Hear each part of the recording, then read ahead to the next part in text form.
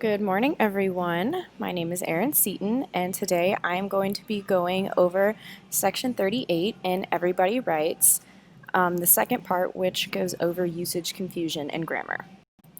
Now, what is usage confusion? It happens when a writer confuses the meaning of one word as the meaning of another word and incorrectly uses it in their writing.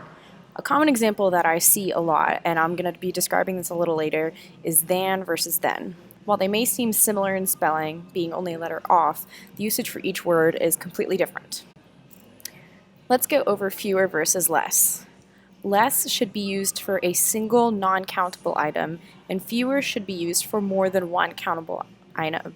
So less should be used for only one item, and fewer should be used for more than one. The example, as provided in the book, the couch has less fur on it now that I have fewer dogs. Fur being a singular object, so it gets less, and dogs being a plural object, so it gets fewer. Here's a fun one. There versus there versus there. The first example of there is a contraction for there are. Simple. They're happy people, they are happy people. The second there shows possession. They're happy people because they have their whiskey, the whiskey that belongs to them. And the final there is a place, either actual or non-specific. They're happy people because they have their whiskey over there, with this there being a location.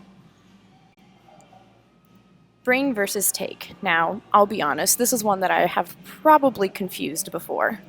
While both verbs involve carrying or conveying something, their usage is different. An easy way to remember this is bring is used when something is moving towards the writer. So, bring it to me. Take is used when something is moving away from the writer. Take it to school. So, bring it to me, take it away from me. It's versus its. This is probably one of the most common ones that I see, and also one of the ones that annoys me the most as a writer. The first example of its is a contraction of it is or it has.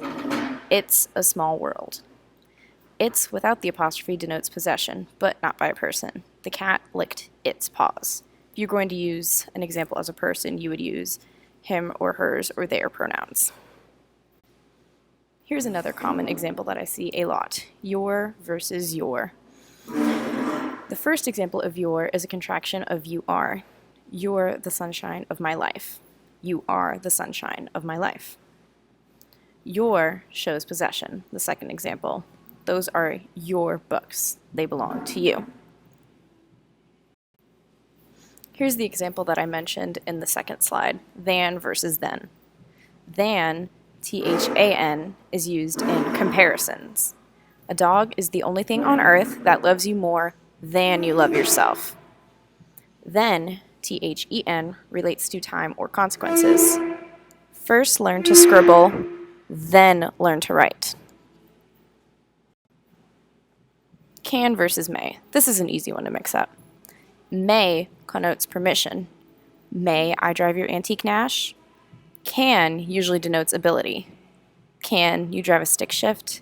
I think everybody remembers the example from elementary school where you would ask your teacher, can I go to the bathroom? And they would say, I don't know. Can you? Then you would have to ask again, may I go to the bathroom? And then they would say yes.